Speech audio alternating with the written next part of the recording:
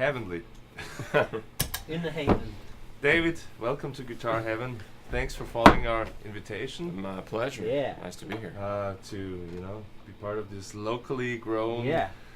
guitar community format. Yeah, and you've done these kind of things all over the world, so now you're getting to do it You know, in the it's- town that you live in. I know, with and- regular old dudes. And the funny thing is that I used to work in here all the time, Oh, yeah. and I have a lot of good memories about records that I worked on in here. Fantastic. Yeah. Some really good sounding stuff. The old Neve console right. that was The Elvis's Elvis, the used to be in Graceland, there. Yeah. A lightning struck and it finally. What? Yeah, Lightning a couple struck years it? ago, yeah. And then The original owner, Fred Rimmer, does have it. Oh, But he does. from what I hear, it kind of pooped out. Huh. Maybe can you just tell us a little bit about your Well, your I don't- start in music, or how did it all start for you? I don't know what else I would do. I've never done anything else. I started out playing drums initially. The Beatles got me early on, and I kind of wanted to be Ringo at first, and then I got Revolver, and then the guitar licking got to get you into my life, and Tax man. all of a sudden I wanted to be a guitar player. Uh-huh. And I don't know, my mother played piano by ear a little bit, and so there was definitely music around the house, but there were no real no real musicians in my family or anything. Huh. And it just got me. It just was in, I don't know, I can't really ever remember a time when, even when I was a kid, I would fall asleep with the AM radio on by my bed. I mean, I can't ever remember not a time when music wasn't sort of the focus. Huh. Maybe when I got a 10-speed bike or something for a while, I'd be out cruising around on it and get in. But other than that, it was all about music. Everything kind of revolved around music. My whole childhood and really into high school. I just hung out And with when guys. girls came around, I mean, was that Girls were. I mean, I half kind of guitar, felt half like they girls. sort of went together sometimes. Yeah. But especially after I got in, I got out of high school, and but that was just sort of. It was never just because of that, I mean, there was some sort of well, my mother died when I was 10 years old, and obviously that really affected me. And through music, I think I found something sort of spiritual, and there were actually times when I felt like I almost felt her in the room with me. Did you grow up here in Texas?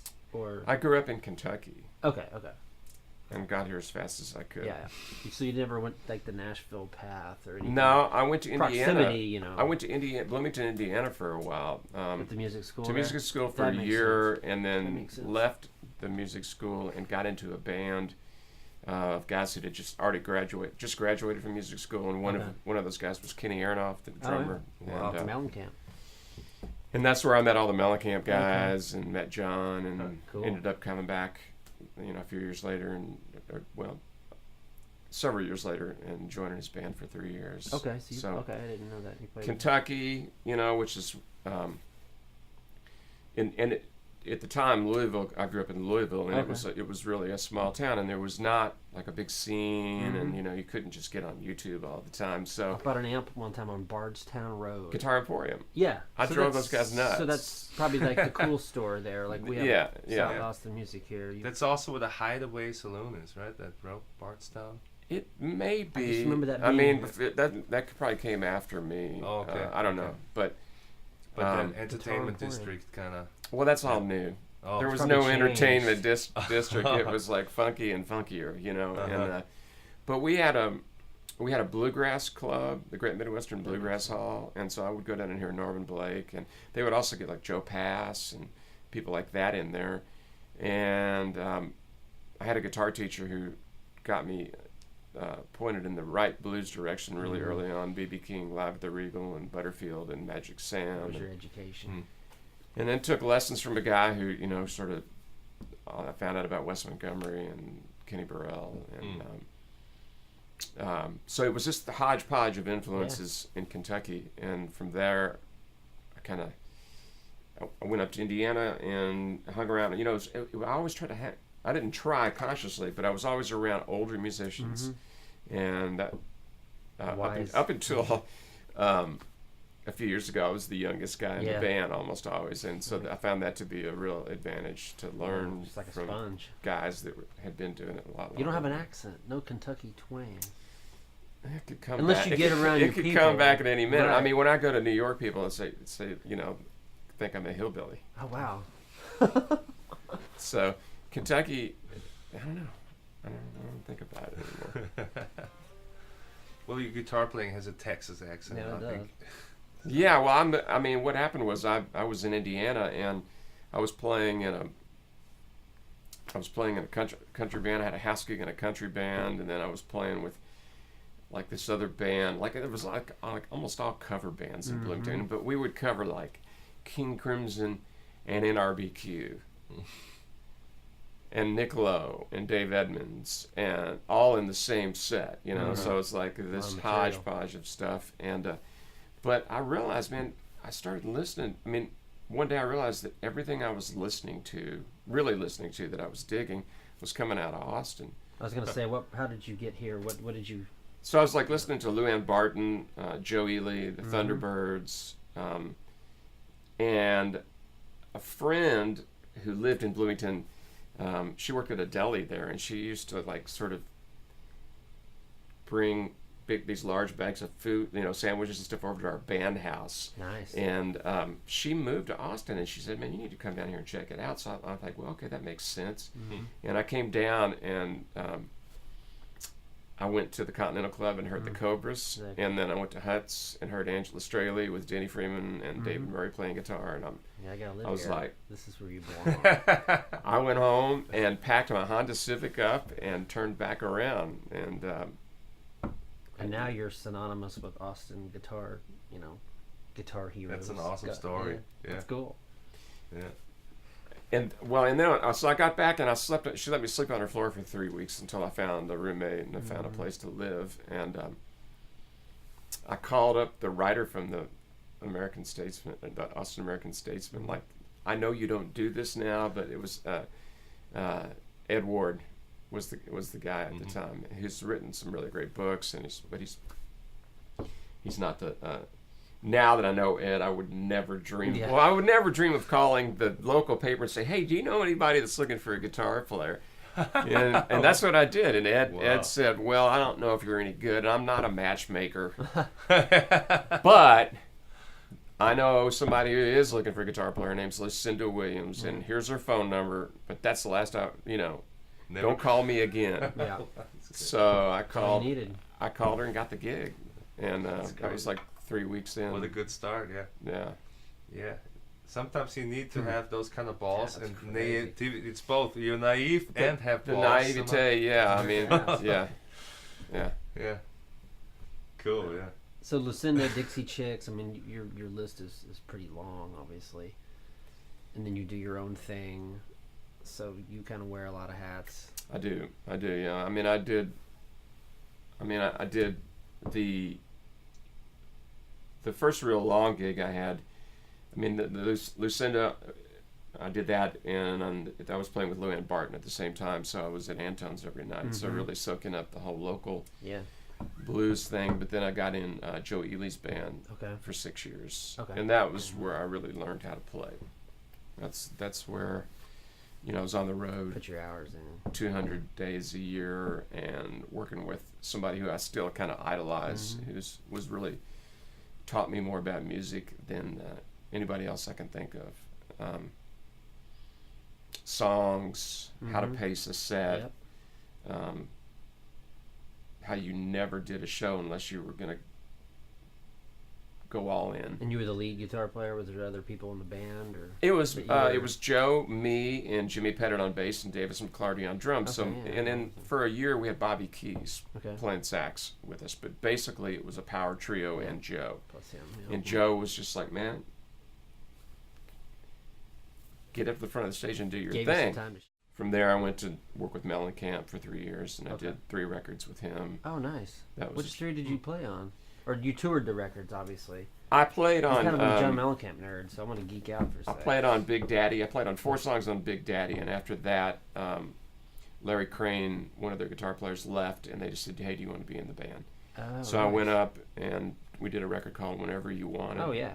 Whenever we wanted. Whenever we yeah. wanted. Yeah, Yeah, I played all that stuff. Oh, that's you. That's cool. Yeah. That's like my 13-year-old going to school every morning with my dad, Yeah. blaring that record. I was the new toy on that record. Those are some mean guitar tones. Yeah. Kenny Aronoff on drums, I'm Mhm. sure. Oh, so you didn't know it was David playing on that? No, Oh, cool. Yeah. I thought it was the one chick, the guy that was there, No, I- or whatever. My Is that his name? Mike played on it too. Mike Okay, Wanchik, so he but- was in there too. And then I did another record called Human Wheels, Yeah, which was quite a different kind of Yeah. record. And then I love his stuff. That's my vein. The Mhm. Mellencamp, kind of the, I call it folky roots Americana pop. Whenever We Wanted was pretty rocking. Well, that one, yeah, that was like the PRS on a Marshall. Sure. And Yeah. Yeah, I need to go back and listen. You'd like it. It's guitar music. Yeah. it's definitely that's With his voice And on that it. was that record. You know, all the previous 4 or 5 records, they've made these huge drum sounds, and they Mhm. consciously put the drums in a smaller room, and just made the guitars really up front. So it was kind of a whole different philosophy. But I learned, you know, working with John was a trip, but to me his genius was how he took these 3-chord folk songs and Mhm. turned them into these anthemic Yeah, they're big. things, and they would come in, and they would. I mean, I'm trying to think. he'd come in with an acoustic guitar, and play them, and it was like every other song was like, "Guys, this is the best fucking song I've ever written, and if you screw it up, I'm gonna kill every one of you." Yeah. And I'm like, "Okay, no No pressure." pressure. And but you know, there's a song on Human Wheels called "When Jesus Left Birmingham." It's the first song on the record. Okay. And it's just like this slamming, funky ass thing with a big gnarly electric guitar. Like they took my electric and they took a Neve preamp and turned like 7K way up or something. You know, it's just like. But we cut the song. The song was cut. The track was cut. It was like, "Dave, give me your best. Give me a lick." Mm-hmm. And I'm like, boom. Right now. You know, and so I'm like, I don't know.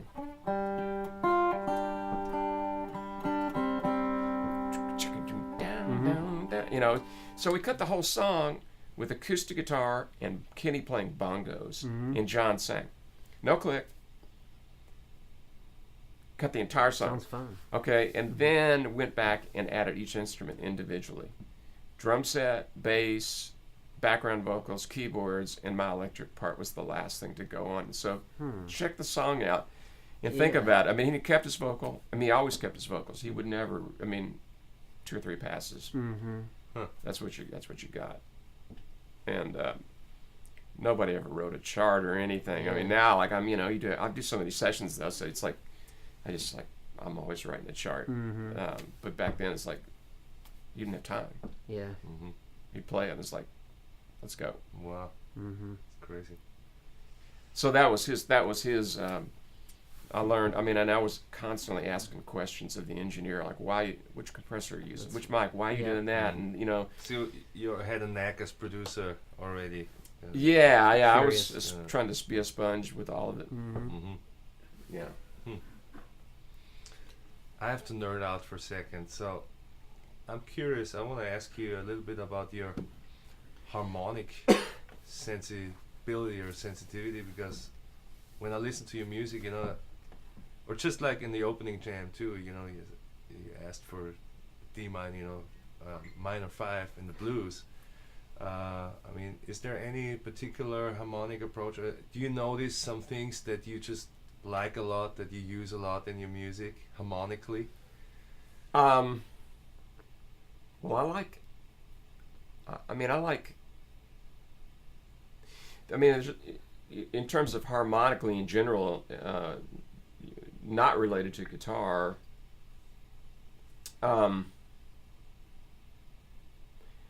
The only thing you know what I can't stand is a 3 dominant 7th chord. Every time I just did a session where every song had a 3 dominant 7th. There's something about that chord. The that bluntness of it. I'm like, it's weird. All right, once in a while, but no, I mean, like, harmonically, it's like, I'm intrigued by one chord Lightning Hopkins song as much as I am. I watched the new Esperanza Spalding record being written and recorded on Facebook Live, and it's some of the most sophisticated harmony that there is. So I don't pretend to be a jazz player, but I love to stretch my ears. But you know, I think idiomatically to the guitar, there are things that I'm attracted to that are inherent to the guitar, and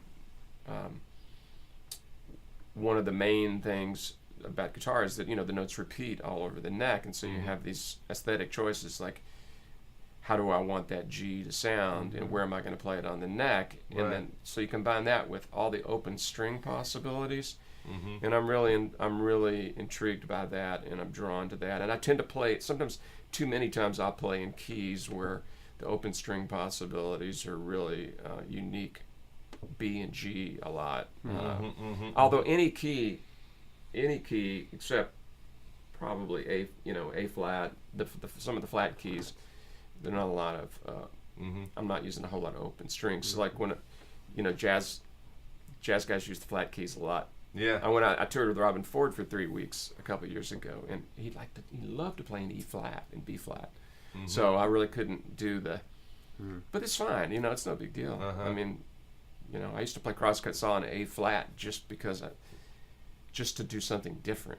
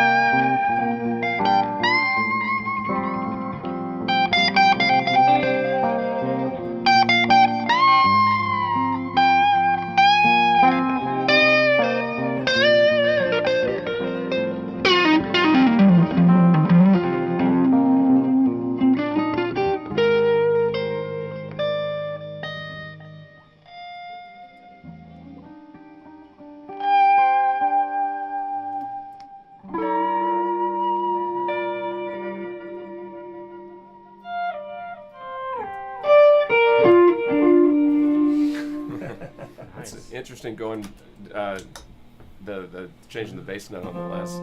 It's a good cycle, yeah. Yeah. I mean, honestly, it's not a song of mine. I just made What it is up, that? kind of. But I just love go back and forth between that, that major sixth and low sixth.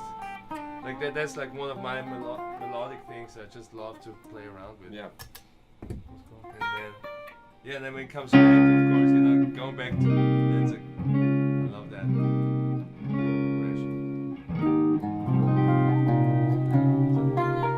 Thanks for taking part.